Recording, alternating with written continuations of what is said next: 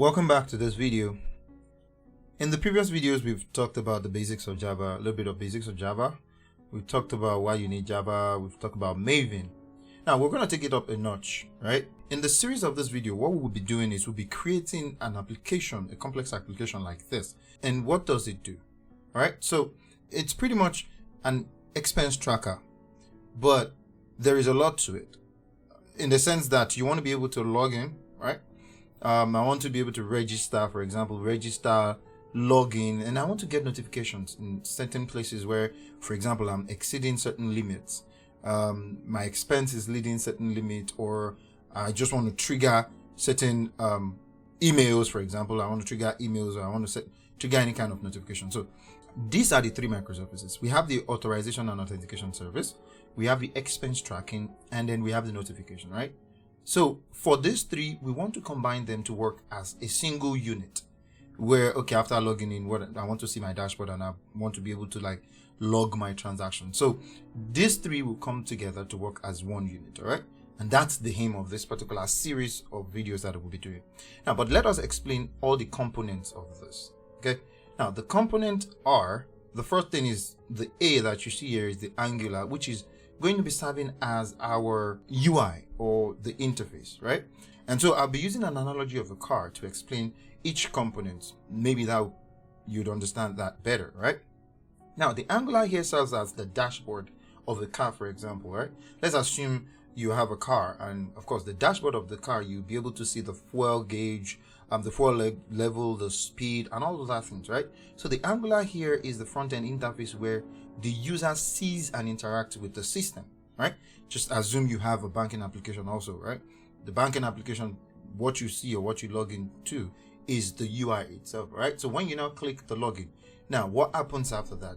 The engine that works after that is, for example, you have the API gateway here. Now the API gateway, what it does is it looks at what you're sending and where you're calling, right? And it is like, okay, yeah, you're calling, say for example, you want to log in, right? It simply knows that you're calling the login and then routes you to the login, right? And as soon as you're logged in, okay, then you say, okay, I want to check my balance, for example, right? That is the expense tracker where you have the balance, you want to log an expense, or you want to log an income, for example. So it then routes you automatically to all those things, right? So in this case, the API gateway is the central point that receives and routes the request. All right. Now, the Eureka Server here, this is the Eureka Server. Let's assume the Eureka Server itself is just like a GPS. Let's use the word GPS, right?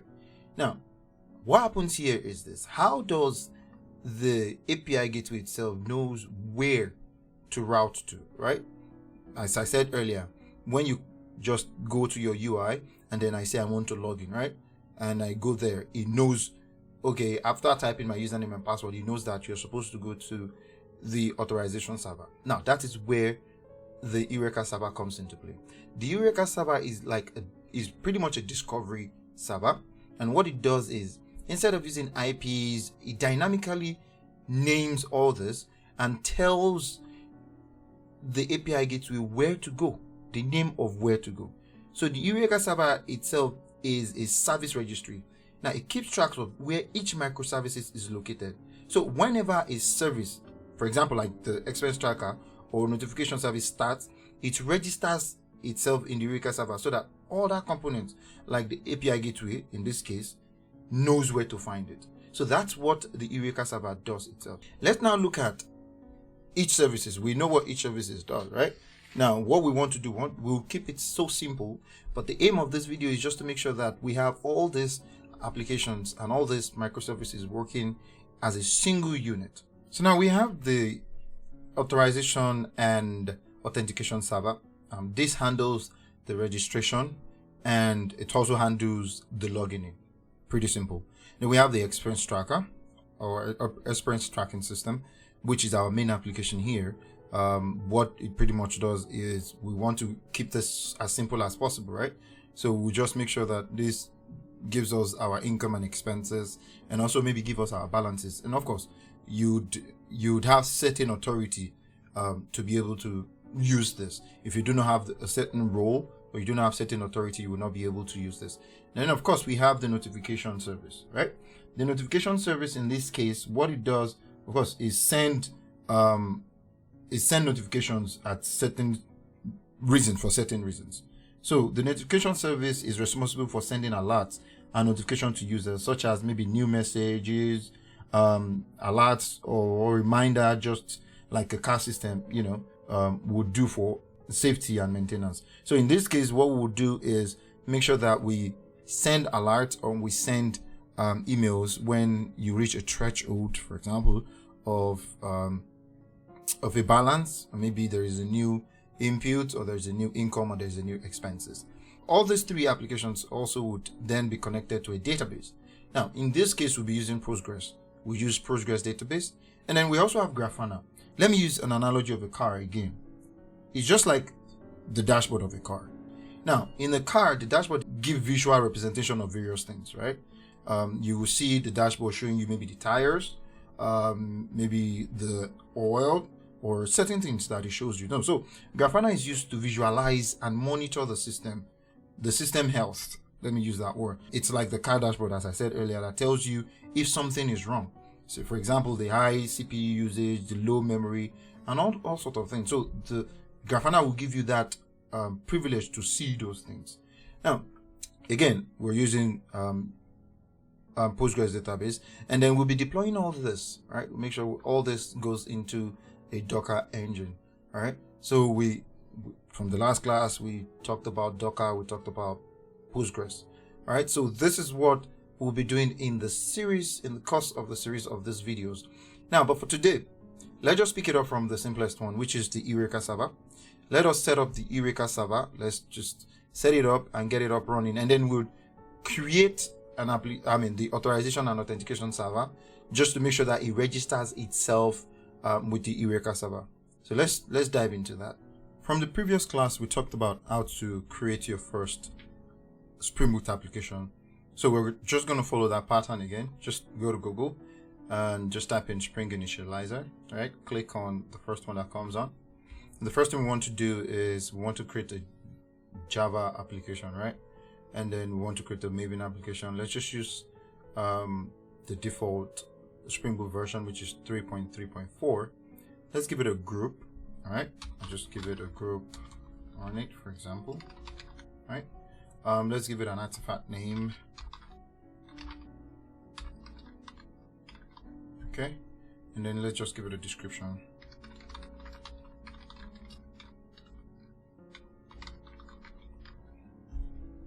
All right, for this one, we just need a dependency. We need the Eureka Server, right?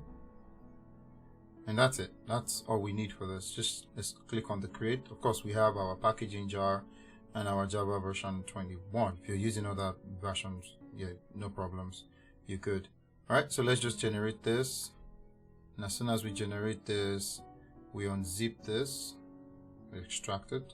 Right. Good. Now let's pull this into our IntelliJ or whatever ID you use. All right, so let's just pull it in. We do open, and then we just okay.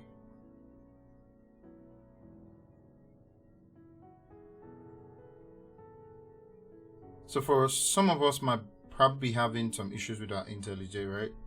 For example, maybe it's not auto-completing, right? Just go to the settings and try to see if you can get the plugins to do all those things. So you could just go to the plugin and download different plugins that will do it. Okay. All right. So this is ready. So the first thing we want to do is pretty much add an annotation here on the main class itself, and the annotation is enable Eureka Server. That's the first thing we want to do. And after that, we want to also change the port. We need to change the port. And to change the port, I like to use YAML file. So let me just rename this and just turn it to YAML. Right? Just because I like the structure anyways. So we can just, this is the first line here is just to define a name for the application, name of application, which is our Eureka Server.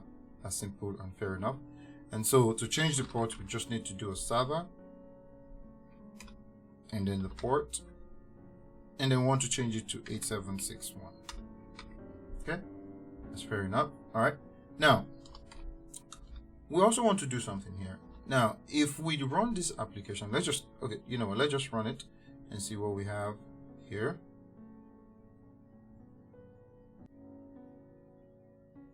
All right.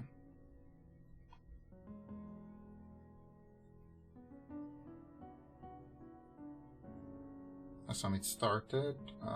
Okay, now it started. Good. It started with port 8761. But if you look at this, it says registered instance Eureka Server, which means it is registering itself. We can always check it here. Let's just go to localhost 8761, for example. You see the UI, and then it's registering itself here as the Eureka Server. We do not want that. We want it to register all other applications, but not itself, right? So how do you do that? Let's just stop it and then go back to the YAML file. And then how to do that is just to do an Eureka, and then we say client register with Eureka, and we say false. And then we'll say fetch registry, we turn that to false. And then we want to give it an instance name. If you want, you can. Then we can do instant host name, and then return Eureka Server. Okay, awesome. So if we run this now, it should not register itself anymore.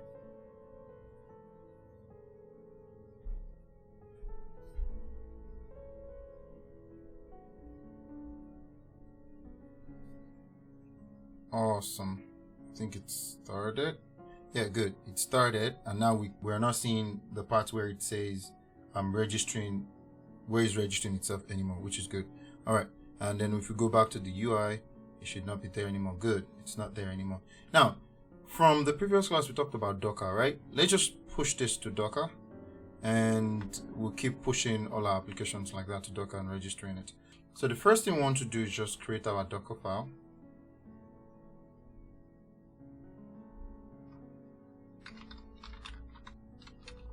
Okay, so simple enough from the previous time, right? We just do a from, and we just use an OpenJDK.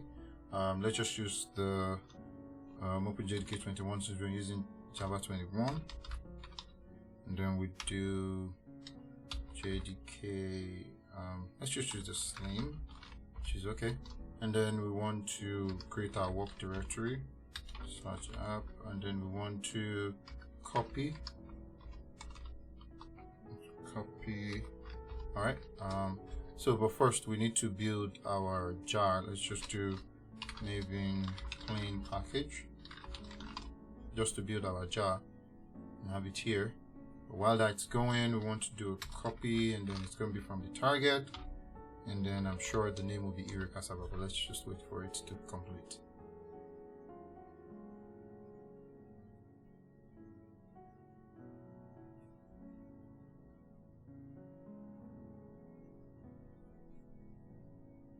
Awesome. So it's completed, and the name is Eureka Server Snapshot. All right. So we want to do Eureka Server Snapshot, and then what name do you want to name the jar? Let's just name it Eureka Server Jar. So let's just take this out. Just name it this. Fair enough. That's good. So since we are using port 8761, we just want to expose the port 8761. 87. Okay, and then one more thing, we want to call our jar, right? Entry point, and then we want to do a Java. Okay, then come on, we want to do -jar. We talked about this from the last class, so pretty easy. And then we want to call our Eureka Server, right? Which is what the jar we want to run here. Okay, pretty straightforward. So let's just push this into our Docker container. And how do you do that? Again, from the last time, you just do a Docker build -t, and what name do you want to name it? Let's just name it Eureka Server. Simple as ABC, right? Name it, and then dot. Okay.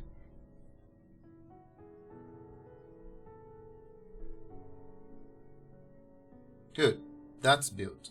If we go into our Docker, it should be there. Yep, that's the image. Awesome. To run this, because there's going to be a lot of microservices talking to themselves. To run this, you need to create a common network, which would serve as the network where all our microservices are going to be using to communicate with themselves. So how do you do that? You just do a Docker network create. So I want to name my network. You can name it as anything, right? So I name it as Ornate. Okay, it says it already exists, so I already have it, which is fine, no problem. Since I already have it, that's good. But if you don't have it, just create it. Now, since we have it, now let us just run this application on that particular network. All right, we want to run our Eureka Server on that particular network, and you will see why we need it anyways. So let's just do Docker, then run. Now -t simply means it should just run on the ground, right? Then name, let us give it the name we want, which is the Eureka Server. Now this name will be the name that will display on the container, the name of the container itself. So now let us specify what network we want it to run on, and that should be Ornate. Okay, and then what ports are we mapping our ports? Yes, we are. So we are doing 8761 to 8761. Okay, and then what image do we want to run? Our Eureka Server.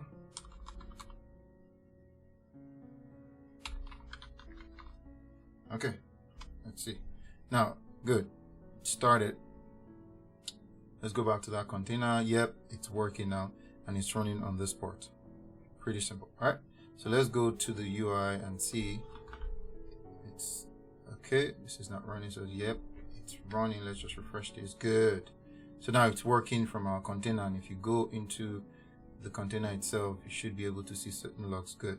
So it's showing the logs just like we did it. Now, let us create our authorization server. Now, in this case, in the next class, we will do the implementation for the authorization server. But I want us to use the authorization server here just as a client to the Eureka server. And from next class, we'll continue with the implementation of how to log in, how to register using the authorization server. But for here, our main goal here is just to make sure that it registers with the Eureka server. All right. So let's go back to here, the spring.io, and then of course let's leave everything default except for, of course, the artifact name. So we name this as authorization and authentication. All right, just let's leave that. What service? That's fine. jar 21.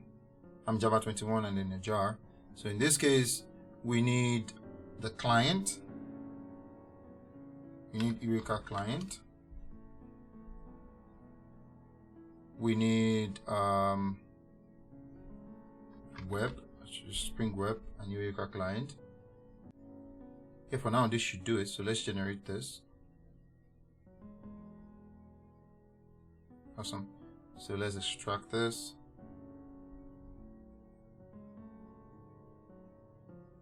And this seems to be done with its work, so but let's just import it here. Let's import the application. Open. All right, this is it. Good. So let's import it. Let's put it on the new IntelliJ. All right, good. All right, so this is serving as our client, and let's just put certain annotations on it.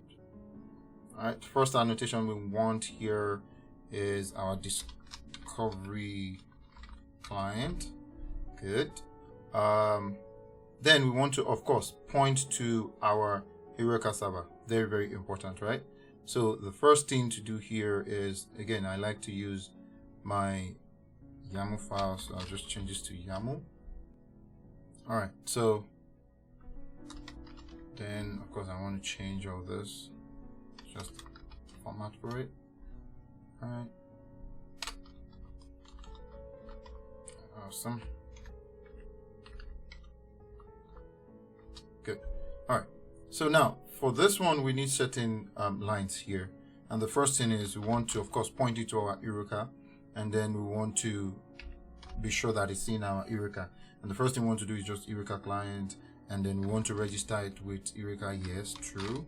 And then we want to also fetch the registry, yes, true. We also want to give it the service URL, right, which is of course going to be our default zone. Now, default zone here, let's go back to the Docker. What we'll do is we'll use the name of this.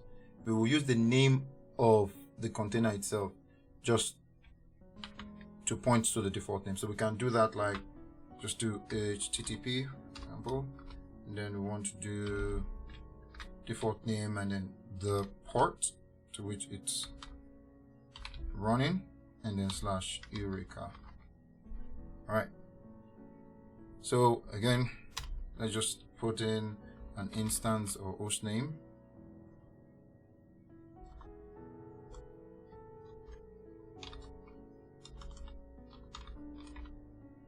And then host name, and then we want to make it authorization server.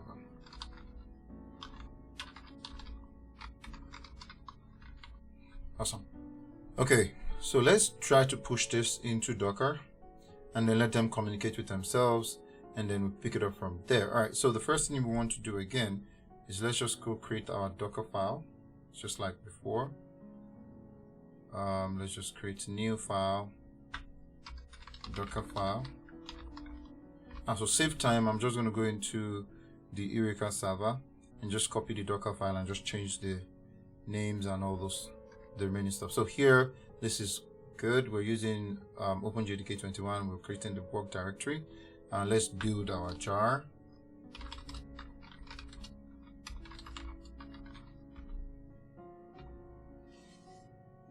All right.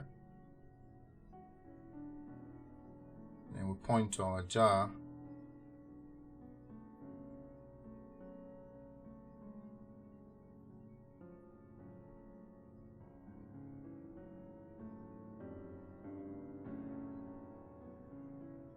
Awesome. So just pick our jar here, so it's authorization server, and then we can just change the name again. It's fine. Let's just do authorization server, no problems. All right, then authorization jar here again, just change it here. Good. I think that's it. That's all we need to change. All right, so let's just build this.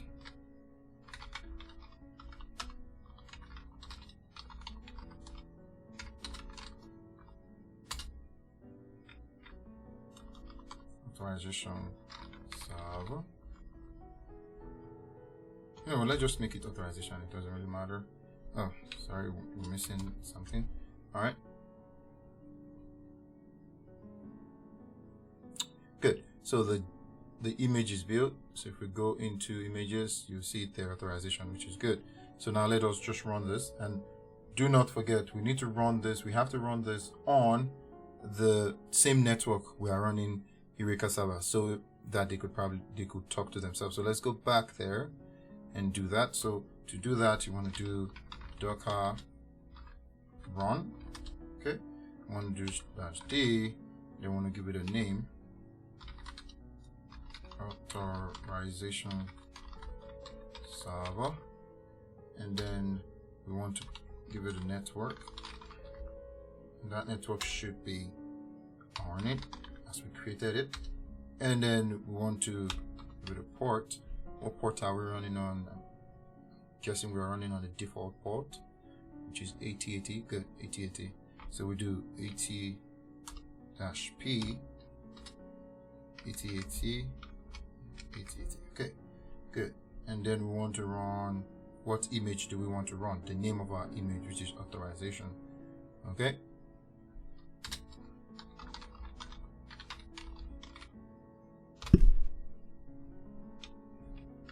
Okay, saying there's an error on known flag network. So we have an error with the spellings there. Okay, network. Good. So now it's running. Let's go back there to the container Awesome. Authorization server is running already, which is good. Let's look at the log a little bit. And it says started. Now it says registered. All right. So if we go back to the Eureka server, it should be seeing good. Awesome. So we have it registered here as the authorization server. So in the next class, we would work on making sure that our authorization server actually works. We're able to create accounts, and we're able to log in and do all sort of fun stuff. We'll be using JWT and all those stuff. All right. So once again, I'm super thrilled to be your instructor in this journey towards building excellence. Please subscribe, leave your comment, click the notification button to stay updated with our new videos, and most importantly, share with your friends. And I will see you in the next video.